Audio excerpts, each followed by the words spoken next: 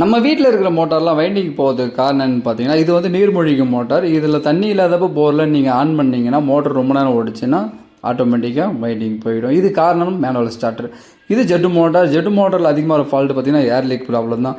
அது ஒன்று ஃபுட்பாலில் ஏர் லீக் ஆகலாம், இல்லைன்னா வேறு எங்கேயா பிளான்ச்சில் லீக் ஆகலாம். இதுவும் மேனுவலில் நம்ம ஆன் பண்ணுற மாதிரி இருக்கும். ரெண்டாவது ஓப்பன் வெல் சமர்சிபிள் மோட்டார். இது பார்த்திங்கன்னா தொட்டி உள்ளேருந்து எடுக்கிற மோட்டார். இதில் பார்த்திங்கன்னா தண்ணி தொட்டியில் இல்லாதப்போ மோட்ரு ஓடிச்சுன்னா இதுவும் வைண்டிங் போயிடும். இதுவும் மேனுவல் ஸ்டார்டர். அதுக்கப்புறம் நம்ம வீட்டில் எல்லார் வீட்லையுமே யூஸ் பண்ணுற மோனோ பிளாக் மோட்டார். அந்த மோனோ பிளாக் மோட்டரை பொறுத்த வரைக்கும் அதுலேயும் ரெண்டு தான். ஒன்று ஏர் லீக்கு, ஒன்று ஃபுட்பால் ப்ராப்ளம். அடுத்தது தொட்டியில் தண்ணி இல்லாதப்பையோ இல்லை தெருக்கோவில் தண்ணி வராதப்பையோ ஆன் பண்ணிங்கன்னா அதுவும் வைண்டிங் போயிடும். நெக்ஸ்ட்டு ஏர் கம்ப்ரஸர் மோட்டார். இது நிறைய வீட்டில் வாடகை வீட்டில் தான் போட்டிருப்பாங்க. என்ன காரணம்னு பார்த்தீங்கன்னா, மோட்டர் கடமைக்கு போட்டு ஆன் பண்ணிக்கலாம், எவ்வளோ நேரம்னா யூஸ் பண்ணிக்கலாம். ஆயில் இல்லாமல் மட்டும் மோட்டர் ஓடிச்சுன்னா மோட்டர் காலி ஆகிடுங்க. நீங்கள் எந்த மோட்டர் யூஸ் பண்ணாலும் மேனுவலில் ஓடுதா இல்லை ஆட்டோமேட்டிக்கில் ஓடுதா செக் பண்ணிக்கோங்க. அப்படி மேனுவல் ஓடிச்சுன்னா தண்ணி இல்லாதப்போ கண்டிப்பாக ஆஃப் பண்ணிவிடுங்க. ஒரு 10 நிமிஷம் 20 நிமிஷம் ஃபாலோ பண்ணிக்கோங்க. விட்டிங்கன்னா மோட்டர் காலி ஆகிடும். இது உங்கள் ஃப்ரெண்ட்ஸுக்கு ஷேர் பண்ணுங்கள். இது போன்ற பயனுள்ள மோட்டர் வீடியோ தெரிஞ்சுக்கொள்ள எங்கள் சேனலை சப்ஸ்கிரைப் பண்ணிக்கோங்க.